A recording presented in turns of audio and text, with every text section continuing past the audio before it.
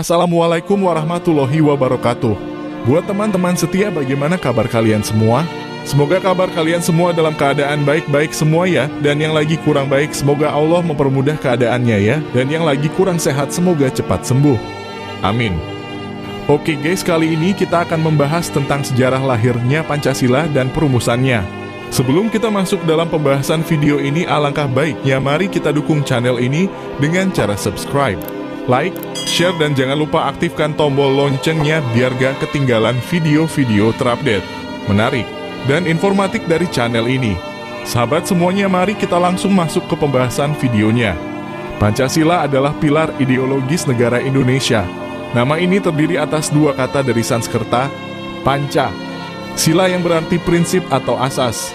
Pancasila merupakan rumusan dan pedoman kehidupan berbangsa dan bernegara bagi seluruh rakyat Indonesia. Berikut adalah 5 ideologi utama penyusun Pancasila adalah 5 sila Pancasila yang tercantum dalam alinea keempat pembukaan Undang-Undang Dasar 1945. 1. Ketuhanan yang Maha Esa. 2. Kemanusiaan yang adil dan beradab. 3. Persatuan Indonesia. 4. Kerakyatan yang dipimpin oleh hikmat kebijaksanaan dalam permusyawaratan atau perwakilan. 5. Keadilan sosial bagi seluruh rakyat Indonesia. Sekalipun terjadi perubahan isi dan urutan 5 sila Pancasila yang berlangsung dalam beberapa tahap selama masa perumusan Pancasila pada 1945, tanggal 1 Juni diperingati bersama sebagai hari lahirnya Pancasila. Sejarah perumusan dan lahirnya Pancasila pada 1 Maret 1945, dibentuklah Badan Penyelidik Usaha Persiapan Kemerdekaan Indonesia dalam kurung BPUPKI yang diketuai oleh Dr. Kanjeng Raden Tumenggung dalam kurung KRT Rajiman Wodjodiningrat. Dalam pidato pembukaannya, Dr. Rajiman antara lain mengajukan pertanyaan kepada anggota-anggota sidang, apa dasar negara Indonesia yang akan kita bentuk ini? Dalam upaya merumuskan Pancasila sebagai dasar negara yang resmi, terdapat usulan-usulan pribadi yang dikemukakan dalam Badan Penyelidik Usaha Persiapan Kemerdekaan Indonesia, yaitu 5 dasar oleh Muhammad Yamin yang berpidato tanggal 29 Mei 1945. Yamin merumuskan 5 dasar sebagai berikut: perikebangsaan, perikemanusiaan, periketuhanan, perikerakyatan, kesejahteraan rakyat. Dia menyatakan bahwa kelima sila yang dirumuskan itu berakar kepada sejarah, peradaban, agama, dan hidup ketatanegaraan yang telah lama berkembang di Indonesia. Namun Muhammad Hatta dalam memoarnya meragukan pidato Yamin tersebut. Soekarno kemudian mengusulkan Pancasila yang dikemukakan pada 1 Juni 1945 dalam pidato spontannya yang kemudian dikenal dengan judul lahirnya Pancasila. Soekarno mengemukakan dasar-dasarnya, yaitu 1. Kebangsaan Indonesia atau nasionalisme. 2. Kemanusiaan atau internasionalisme. 3. Mufakat atau demokrasi. 4. Kesejahteraan sosial. 5. Ketuhanan yang berkebudayaan. Nama Pancasila itu diucapkan oleh Soekarno dalam pidatonya pada 1 Juni itu. Sekarang banyaknya prinsip kebangsaan, internasionalisme, mufakat, kesejahteraan, dan ketuhanan 5 bilangannya. Namanya bukan Pancadharma, tetapi saya namakan ini dengan petunjuk seorang teman kita ahli bahasa, namanya ialah Pancasila. Sila artinya asas atau dasar, dan di atas kelima dasar itulah kita mendirikan negara Indonesia, kekal dan abadi. Sebelum sidang pertama itu berakhir, dibentuk suatu panitia kecil untuk merumuskan kembali Pancasila sebagai dasar negara berdasarkan pidato yang diucapkan Soekarno pada 1 Juni 1945 dan menjadikan dokumen itu sebagai teks untuk memproklamasikan Indonesia merdeka. Dari panitia kecil itu dipilih 9 orang yang dikenal dengan Panitia 9 untuk menyelenggarakan tugas itu. Rencana mereka itu disetujui pada tanggal 22 Juni 1945 yang kemudian diberi nama Piagam Jakarta. Setelah rumusan Pancasila diterima sebagai dasar negara secara resmi, beberapa dokumen penetapannya ialah: rumusan pertama, Piagam Jakarta dalam kurung Jakarta Charter, tanggal 22 Juni 1945. Rumusan kedua, pembukaan Undang-Undang Dasar 1945, tanggal 18 Agustus 1945. Rumusan ketiga, Mukadimah Konstitusi Republik Indonesia Serikat tanggal 27 Desember 1949. Rumusan keempat, Mukadimah Undang-Undang Dasar sementara tanggal 15 Agustus 1950. Rumusan kelima, rumusan pertama menjiwai rumusan kedua dan merupakan suatu rangkaian kesatuan dengan konstitusi, dalam kurung, merujuk Dekret Presiden 5 Juli 1959. Presiden Joko Widodo pada 1 Juni 2016 telah menandatangani keputusan Presiden Kepres nomor 24 tahun 2016 tentang Hari Lahir Pancasila, sekaligus menetapkannya sebagai hari libur nasional yang berlaku mulai tahun 2017. Pada 30 September 1965 terjadi suatu peristiwa yang dinamakan Gerakan 30 September dalam kurung G30S. Insiden ini sendiri masih menjadi perdebatan di tengah lingkungan akademisi mengenai siapa penggiatnya dan apa motif di belakangnya. Namun otoritas militer dan kelompok keagamaan terbesar saat itu menyebarkan kabar bahwa insiden tersebut merupakan usaha Partai Komunis Indonesia dalam kurung PKI mengubah unsur Pancasila menjadi ideologi komunis. Mereka berusaha untuk membubarkan Partai Komunis Indonesia dan membeberkan peristiwa pembantaian di Indonesia 1965 sampai 1966. Pada hari itu 6 jenderal dan 1 kapten serta beberapa orang lainnya dibunuh oleh oknum-oknum yang digambarkan pemerintah sebagai upaya kudeta. Gejolak yang timbul akibat G30S sendiri pada akhirnya berhasil diredam oleh otoritas militer Indonesia. Pemerintah Orde Baru kemudian menetapkan 30 September sebagai hari peringatan Gerakan 30 September G30S dan tanggal 1 Oktober ditetapkan sebagai Hari Kesaktian Pancasila. Berikut ini adalah beberapa fungsi dan kedudukan Pancasila bagi Negara Kesatuan Republik Indonesia.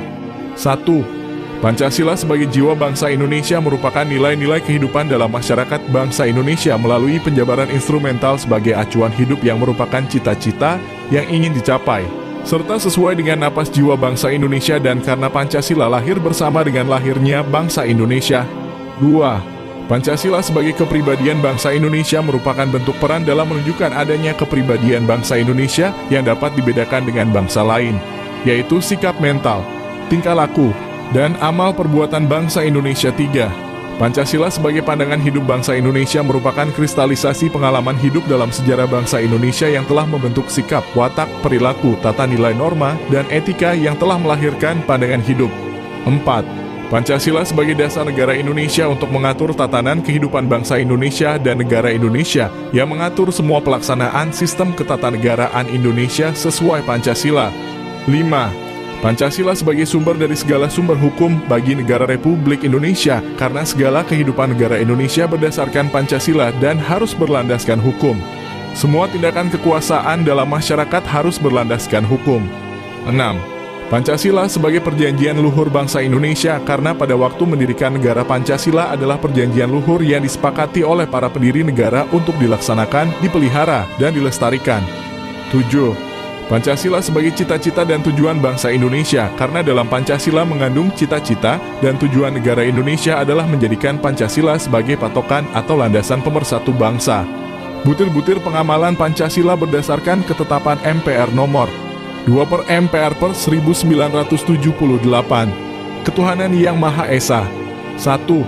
Percaya dan takwa kepada Tuhan yang Maha Esa sesuai dengan agama dan kepercayaan masing-masing menurut dasar kemanusiaan yang adil dan beradab. 2. Hormat menghormati dan bekerja sama antar pemeluk agama dan penganut-penganut kepercayaan yang berbeda-beda sehingga terbina kerukunan hidup. 3. Saling menghormati kebebasan menjalankan ibadah sesuai dengan agama dan kepercayaan masing-masing. 4. Tidak memaksakan suatu agama atau kepercayaan kepada orang lain. Kemanusiaan yang adil dan beradab. 1. Mengakui persamaan derajat, persamaan hak, dan persamaan kewajiban antara sesama manusia. 2. Saling mencintai sesama manusia. 3. Mengembangkan sikap tenggang rasa. 4.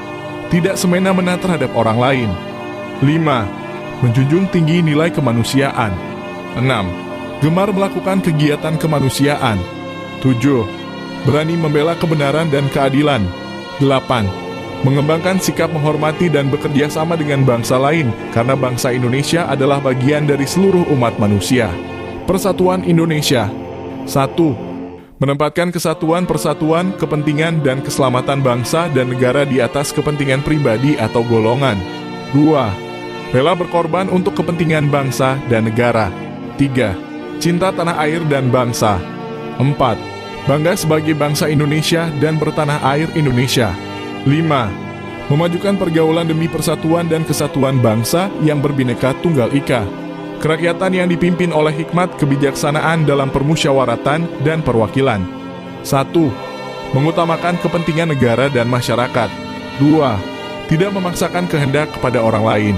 3. Mengutamakan musyawarah dalam mengambil keputusan untuk kepentingan bersama. 4. Meliputi semangat kekeluargaan untuk mencapai mufakat dalam musyawarah. 5. Menerima dan melaksanakan hasil musyawarah dengan itikat yang baik dan lapang dada. 6. Melakukan musyawarah dengan akal sehat dan sesuai dengan hati nurani yang luhur. 7. Keputusan yang diambil harus dapat dipertanggungjawabkan secara moral kepada Tuhan Yang Maha Esa, menjunjung tinggi harkat dan martabat manusia serta nilai-nilai kebenaran dan keadilan. Keadilan sosial bagi seluruh rakyat Indonesia. 1. Mengembangkan perbuatan-perbuatan yang luhur yang mencerminkan sikap dan suasana kekeluargaan dan gotong royong. 2. Bersikap adil. 3. Menjaga keseimbangan antara hak dan kewajiban. 4. Menghormati hak-hak orang lain. 5. Suka menolong kepada orang lain. 6. Menjauhi sikap pemerasan terhadap orang lain. 7. Tidak bersifat boros. 8. Tidak bergaya hidup mewah dan berfoya-foya. 9. Tidak melakukan perbuatan yang merugikan kepentingan umum. 10. Suka bekerja keras. 11. Menghargai dan mengapresiasi hasil karya orang lain. 12. Bersama-sama berusaha mewujudkan kemajuan yang merata dan berkeadilan sosial. Oke guys, sampai di sini dulu video kita kali ini. Terima kasih atas perhatiannya dan terima kasih atas waktunya untuk menonton video ini dari awal hingga akhir. Semoga kalian semuanya diberi kemudahan dalam segala urusan dan tidak lupa semoga kalian diberi kesehatan sama Allah Subhanahu wa Ta'ala. Dan jangan lupa kalau video ini bermanfaat, mari kita beri support channel ini dengan cara subscribe, like, dan share biar kita tetap semangat buat kontennya. Oke guys, terima kasih atas semuanya, bye-bye.